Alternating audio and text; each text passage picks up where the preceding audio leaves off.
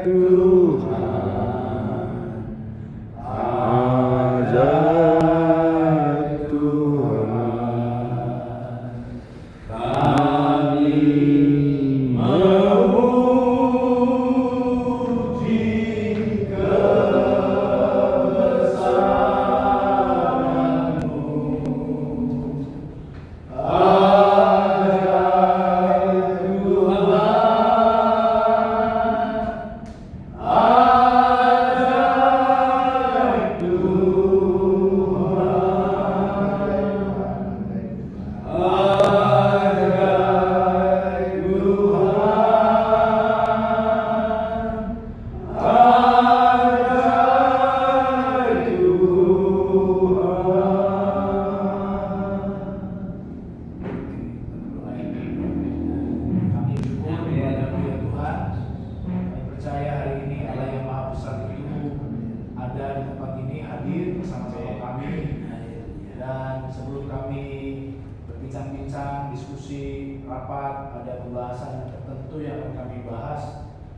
Sebelumnya kami mau mendengar firman-Mu ya Tuhan.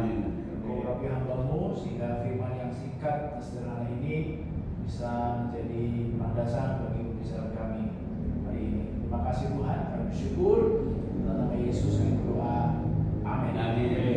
Ya teman siang, Bapak. Pak Senior, Pak Daniel yang minta saya jadi bawa firman. Saya hadir ya Pak ya. Saya minta maaf. Sebenarnya saya setiap Senin itu ada pertemuan Pak. Oh iya. Jadi tapi nanti saya coba akan usahakan setiap awal bulan ya. Awal bulan Senin. Saya coba reschedule supaya saya bisa hadir nanti di sini ya. Iya. Malah sebenarnya ini menurut saya bagus sekali karena saya di BPD itu Pak di Banten kami Rabu minggu pertama setiap bulan. Masih saya ke Deli Serpong. Jadi untuk apa namanya sinergitas. Mungkin BKSD juga boleh Pak, seperti 1 bulan sekali itu ya. Ini kita mulai dari saya sana. Baik. Oke, terima kasih buat kesempatannya ya Pak Jamiter. Saya bilang Pak Daniel sebenarnya kalau saya pun nggak dikasih tugas firman juga saya pasti harus bisa datang. Saya mau lihat dengan senior ini Pak, senior saya ya. Oke, baik. Jadi di pasal 2 ayat 1 sampai dengan ayat yang keempat, perikopnya berjudul nasihat supaya bersatu dan merendahkan diri seperti Kristus. Ayat 1 berkata, jadi karena dalam Kristus ada nasihat, ada penghiburan kasih, ada persekutuan roh, ada kasih mesra dan belas kasihan. Karena itu sempurnakanlah sukacitaku dengan ini, hendaklah kamu sehati sepikir dalam satu kasih, satu jiwa, satu tujuan, dengan tidak mencari kepentingan sendiri atau puji-pujian yang sia-sia. Sebaliknya hendaklah dengan rendah hati yang seorang menganggap yang lain lebih utama daripada dirinya sendiri. Dan jangan tiap-tiap orang hanya memperhatikan kepentingannya sendiri, tetapi kepentingan orang lain juga. Amin. Saudara, memang bicara soal kesatuan itu menjadi PR bukan hanya saat ini ya di tempat ini. Kami di GBI juga ya masih PR juga bicara soal kesatuan. Ternyata waktu Paulus tulis surat kepada jemaat di Filipi juga ini menjadi sebuah PR. Kita Filipi itu disebut juga kita penjara ya karena ketika Paulus tulis surat ini dia sedang berada di penjara.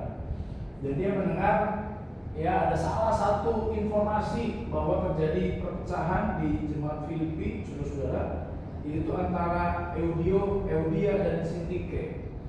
Ya, saya tidak tahu jelas apa perselisihan yang terjadi, masalahnya apa, saudara. Tetapi Paulus memberikan nasihat kepada jemaat di Filipi supaya mereka bersatu. Ya, perpecahan, blok-blokan antara blok kiri, blok kanan, blok Euodia dan blok Sintike bukan yang membuat gereja menjadi semakin kuat, tetapi justru akan membuat gereja semakin lemah. Karena dalam kesatuan itu ada kekuatan yang luar biasa. Saudara, kesatuan sama keseragaman beda. Kadang-kadang ya keseragaman lebih mudah daripada kesatuan. Karena kesatuan bicara hati sebenarnya. Ya. Nah, ada satu kerinduan di hati Paulus di ayat yang ke-1 kepada jemaat di Filipi. Dia berkata, jadi karena dalam Kristus ada nasihat, ada penghiburan kasih, ada persekutuan roh, ada kasih mesra dan belas kasihan. Karena itu sempurnakanlah sukacitaku dengan ini, hendaklah kamu sehati sepikir dalam satu kasih, satu jiwa, satu tujuan. Jadi Paulus ingin jemaat di Filipi itu mereka sehati sepikir. Waduh, ini memang kerjaan berat sekali, sehati sepikir. Kepala boleh sama hitam, tapi pikiran manusia belum tentu sama.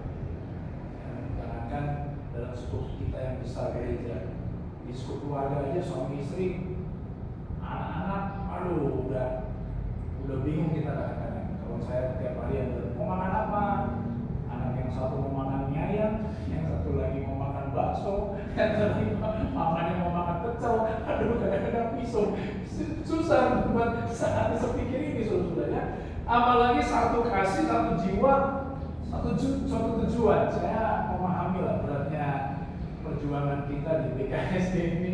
Padahal kita ya punya tujuan yang besar sekali supaya ada gereja yang berdiri di kota ini, ya. Dan saya juga minta maaf, saya kurang mengikuti perkembangan, tapi mungkin kedepannya saya coba untuk hadir supaya saya juga bisa mengerti saudara. Nah, tetapi ada satu kendala apa yang menyebabkan satu komunitas, satu keluarga, satu organisasi tidak mencapai kesehatian, tidak bisa sehati sepikir, satu kasih, satu jiwa, satu tujuan, yaitu adalah keegoisan, ya, mementingkan diri sendiri, mementingkan urusannya sendiri.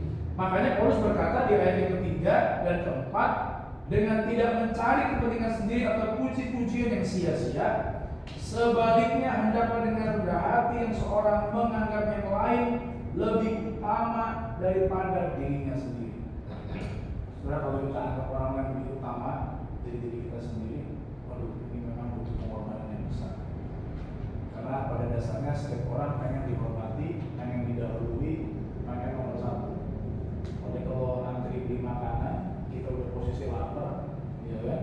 Lalu kemudian pengen duluan. Saya kira-kira 1 minggu lalu mengantar istri saya ikut Rakerda PBI di Tangerang. Di hotel itu istri saya cerita toiletnya terbatas, jadi orang yang masuk harus ngantri. Lalu kemudian ada ibu-ibu dari belakang langsung nyodok mau masuk ke depan pintu. Wah, baik mas. Orang-orang teriak, bu antri. Nanti saya cuma diam semakin pengamat aja. Bu antri bu, gitu kan ya. Ini kita sudah banyak antri, tapi saya sudah bilang sampai. Emangnya yang bilang cuma ibu doang kan gitu. Emangnya yang lain kan nggak kebelet. Jadi kadang-kadang orang itu sebenarnya mikirin dirinya sendiri, tapi nggak mikirin orang lain, saudara. Ya kan? Nganggap dirinya lebih penting, lebih utama daripada orang lain. Nah, saudara, kalau sebuah keegoisan itu ada dalam sebuah komunitas, tidak akan pernah tercapai yang namanya kesehatian dan kesatuan. Memang kadang-kadang mengorbankan ego itu tidak gampang ya, Bapak Ibu. Apalagi seandainya yang lebih tua, ya namanya dihormati. Ya, saya sebenarnya tergantung masih muda, Pak. Ya dibanding Pak Firman ini. Saya ingat saudara-saudara, waktu saya periode pertama jadi ketua perwil di GBI, saya 2019, ini sekarang periode saya kedua. Saya masih muda itu, saya diminta jadi ketua perwil. Saya bilang begini, jangan saya lah, masih banyak pendeta yang senior, yang lebih hebat. Waduh, saya bilang, udah gak apa-apa. Terus saya mikir, bagaimana ini salahnya ini, ya kan? Anak muda kan, kadang-kadang dipandang sebelah mata ya pembangunnya. Ya kadang-kadang sore gitu kan. Tapi saya punya trik, saudara-saudara. Biasanya orang tua itu sukanya didengerin.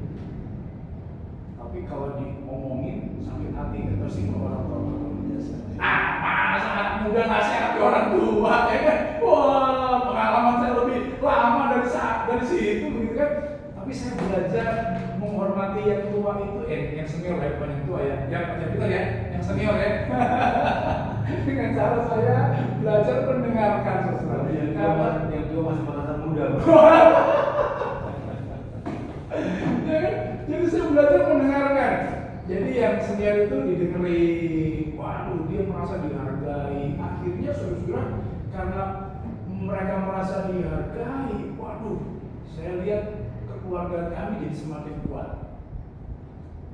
Malah saya bilang periode berikutnya gak usah saya udah aman. Bahkan mereka begini, kalau padahal nggak ditunjuk lagi jadi ketua publik, kita mau rame-rame ke BPD Bandung dan mau minta lagi. Aduh, saya bersyukur. Tapi saya lihat begini saudara, saya harus dulu mengikis keegoisan saya dulu. Saya belajar mendengarkan apa yang mereka mau, apa yang mereka ingini. Jadi saudara, ego ini kadang-kadang bisa menjadi penghambat kita untuk mengalami namanya kesatuan.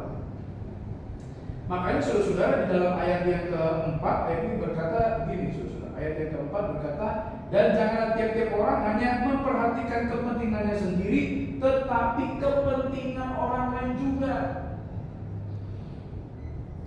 Saya kadang-kadang dengar, saya pilih gereja-gereja yang ada bapak-bapak, biasa bapak ibu. Saya coba dengar, Pak, ada satu gembala, saya tanya, Bapak, gereja ini kira-kira butuh apa yang dibantu? Wah, badannya saya ini punya proyektor, itu sudah rada redup katanya, karena kan kalau lampu itu biasanya ada faktor usia ya, pemakaian berapa jam gitu kan ya. Terus Bapak butuh apa?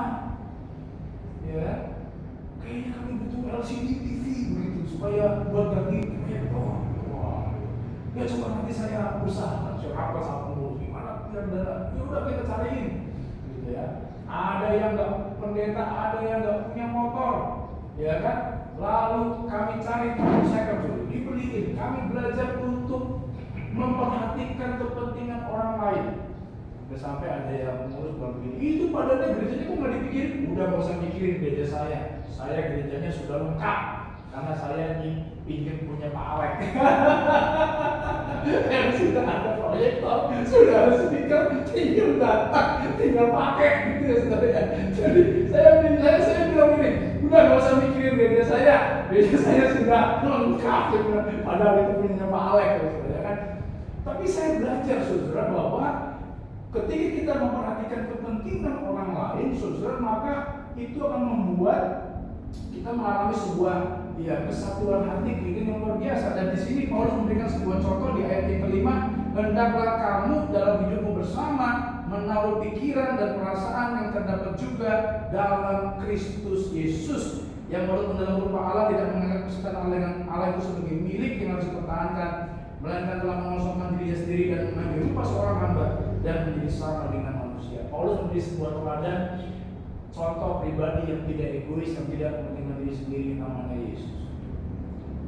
Lalu kita akan memperingati Jumat Agung, ya, Paskah, dimana dia datang ke dunia, mengorbankan seluruh hidupnya, miliknya, bahkan nyawanya, dia korbankan yang terbaik untuk keselamatan manusia. Dia nggak mikirin dirinya sendiri, tapi dia memikirkan kita manusia yang berdosa.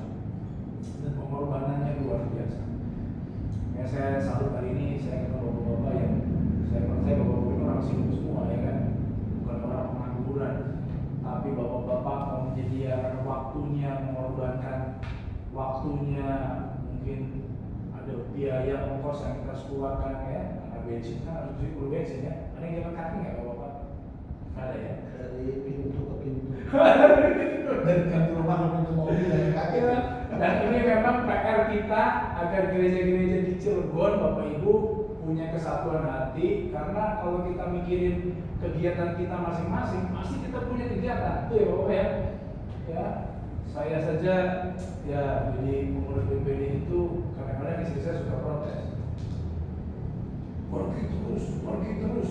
Kapan giliran saya? Hah? Kapan giliran saya? Iya, jalan-jalan. Aduh, makanya saya diprotes. Jadi kadang-kadang begini, saya lihat begini loh. Ketika kita ikut sebuah kegiatan, ada sesuatu yang mungkin kita harus korbankan dan tinggalkan, saudara. Dan ini yang berat. Memang ini mungkin PR pajak pintar dan lain-lain, Pak Alek untuk anggota BKSG ini supaya kita semuanya unity. Saya rasa kalau seandainya BKSG ini sehati dan kompak, kayaknya keren. Saya yakin ya gereja kita bisa berdiri dengan cepat kali ya, karena ya ada mujizat yang Tuhan kerjakan ketika kita satu. Tapi ya saya bersyukur seberapa yang ada kita mulai dulu, Bapak Ibu, amin. Kalau Bapak, ya ya seberapa yang ada kita mulai. Makanya saya pikir ya saya coba nanti setiap Senin minggu pertama ya saya usahakan untuk hadir. Biasanya tempatnya gadingan ya Pak ya? Ini bulan depan di bapaknya tuh boleh. Kalau Bapak di Korek Pak.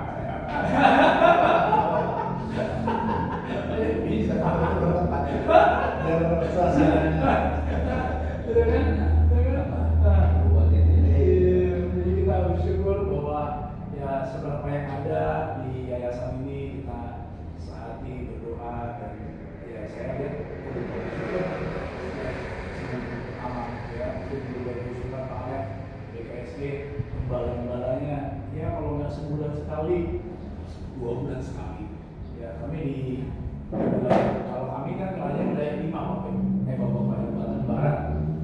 Nah, itu saya atur pertemuan gembalanya itu 2 bulan sekali, lalu pertemuan seluruh pejabatnya juga 2 bulan sekali. Jadi selang-seling, makanya tiap bulan masih ketemu untuk membangun sebuah keunitian. Memang tidak gampang ya, karena harus tadi ketika kita memprioritaskan sesuatu, berarti ada yang kita harus korbankan dan tinggalkan.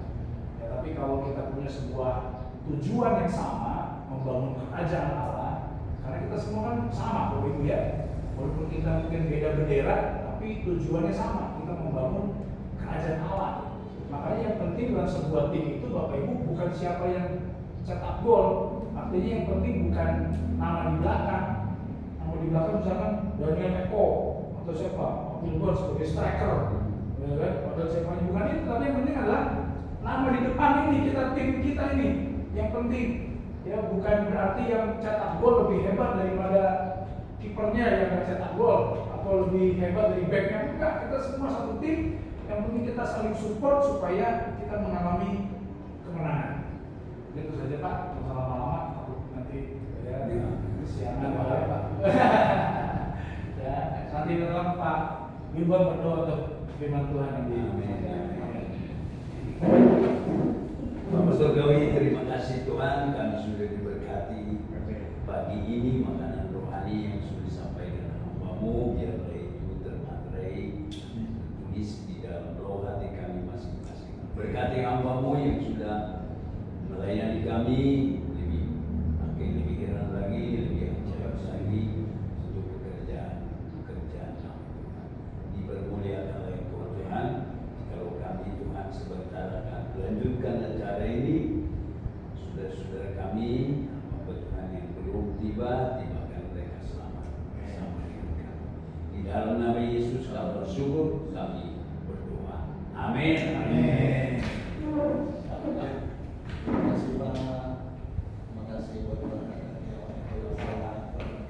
renungannya yang menyegarkan dan memberi semangat buat kita semuanya untuk menjadi bisa memiliki kesatuan